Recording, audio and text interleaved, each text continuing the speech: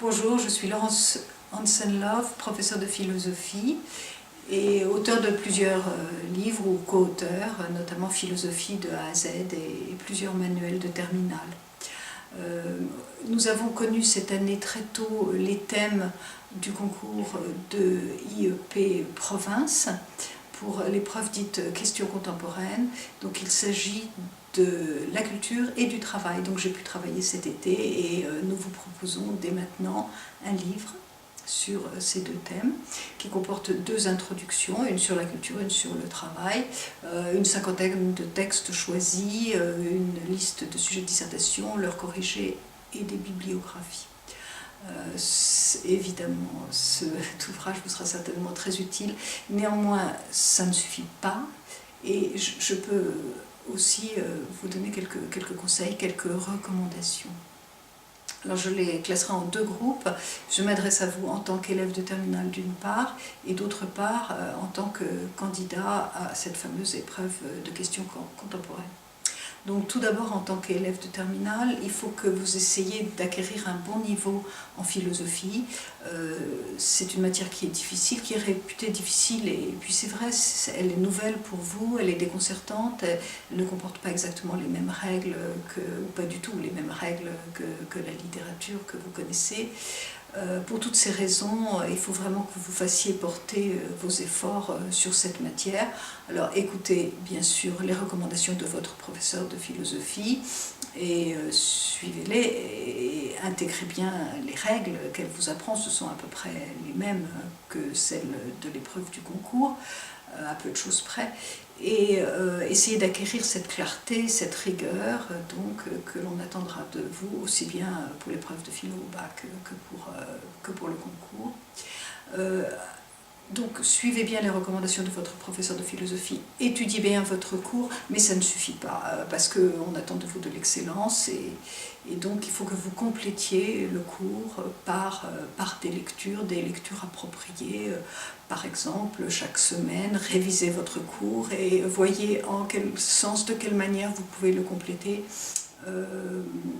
En lisant le chapitre correspondant dans votre manuel par exemple, ou en lisant des livres comme ceux que vous recommandera votre professeur de philosophie. Lisez au moins un chapitre, retenez quelques citations, faites-vous une petite synthèse de votre cours, ou bien retenez le plan de votre cours. Enfin, il y a toutes sortes de manières vraiment actives d'intégrer un cours et de le faire au fur et à mesure, parce que dites-vous bien que vous n'aurez pas le temps de faire ça lorsque le moment de l'épreuve sera arrivé au mois de mai. Donc c'est en quelque sorte des révisions qu'il faut faire au fur et à mesure. Voilà. Deuxièmement, je m'adresse à vous cette fois-ci en tant que candidat à Sciences Po. Donc l'épreuve s'appelle Questions contemporaines. Elle comporte deux questions au choix sur soit la culture, soit le travail. Et elle est différente de l'épreuve de philosophie du bac, puisqu'elle elle exige de vous une certaine connaissance de l'actualité. Alors, toute la difficulté ici est de délimiter votre tâche, parce qu'on ne peut pas vous demander de savoir tout ce qui se dit au sujet de la culture et du travail. Ce serait absolument monumental et c'est tout à fait exclu, tout à fait impossible. Alors, comment trier parmi toutes les informations, parmi tous les textes que vous pouvez lire?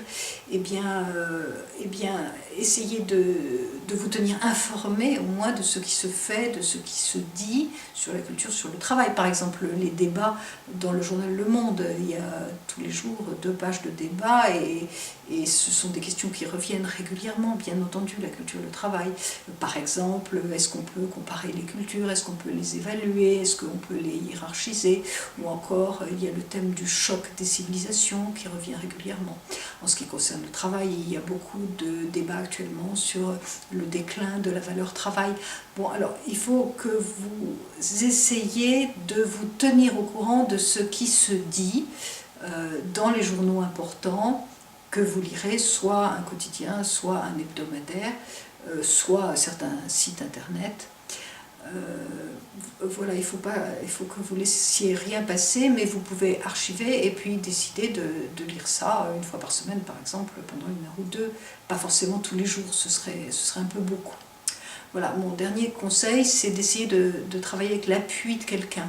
Alors, pas forcément un prof de philo, hein, je ne vous parle pas de cours particuliers, ça peut être quelqu'un de votre entourage, avec qui vous décidez de discuter par exemple une fois par semaine pendant 1 heure, et avec lui vous reviendrez sur ce que vous avez lu dans la semaine, ce que vous avez appris, ce qui vous a posé problème, enfin dans le domaine qui nous intéresse bien entendu, ce que vous avez rassemblé comme texte, si vous les avez lus, ce que vous en avez retenu. Alors ça, ce genre de travail vraiment personnel et actif est extrêmement fructueux parce que ça vous oblige à bien intégrer vos nouvelles connaissances, à vous assurer que vous les avez bien assimilées, bien comprises, et donc c'est beaucoup mieux que de travailler tout seul sans savoir vraiment si on a bien retenu tout ce qu'on a appris, puisqu'on vous demande quand même beaucoup de connaissances, beaucoup de savoir. Alors tout ça, comment faire pour pas que ça s'envole au fur et à mesure, vous voyez. Donc ça, c'est un bon moyen pour le fixer, c'est d'en parler avec quelqu'un. Donc pour finir, si vous pensez que vous êtes trop isolé, que vous n'avez personne qui peut vous consacrer ce temps et cet effort, bon, sachez qu'il y a mon blog, que moi-même j'effectue une recension de l'actualité, et que vous pouvez aussi venir me poser des questions ou me proposer des exercices d'entraînement, enfin ce genre de choses. C'est ce que je fais depuis des années sur mon blog, et je vous y donne rendez-vous. Voilà, à bientôt.